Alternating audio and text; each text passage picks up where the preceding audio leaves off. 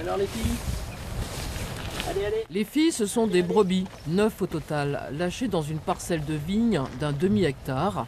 Indépendantes, un brin craintives, elles font office de tondeuses naturelles, une prestation proposée par une société d'éco-pâturage. Tout le lierre a été bien grignoté, donc il y a beaucoup moins de feuilles qu'au départ. On arrive quand même à avoir du lierre où il y a presque plus de feuilles dessus, quoi. Autour des pieds, c'est le plus difficile pour nous à aller travailler en labour ou en travail du sol. Donc c'est là où les brebis peuvent faire une grosse différence par rapport à ce qu'on veut réaliser, c'est-à-dire réduire l'utilisation du tracteur. Car ces brebis de Ouessant sont les plus petites du monde et se faufilent partout dans les vignes, passent sous les fils et travaillent 24 heures sur 24. Elles se déplacent toute la journée sur la parcelle de vigne et réduisent au fur et à mesure toutes les plantes présentes.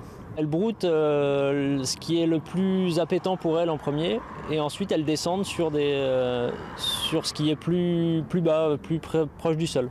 Pour ce viticulteur en conversion bio, le pâturage des brebis est une alternative au désherbage mécanique. Mais il s'agit encore d'une expérimentation étudiée chaque semaine par Florent Banquetel, conseiller viticole. Au sein de ce carré, déjà on regarde de façon globale si la couverture herbacée s'est plutôt développée ou si elle a été broutée. Et puis un petit peu plus en détail, on a fait des marquages au niveau de certains ceps. Et là à chaque fois, donc, on passe de façon visuelle, on fait aussi une photo.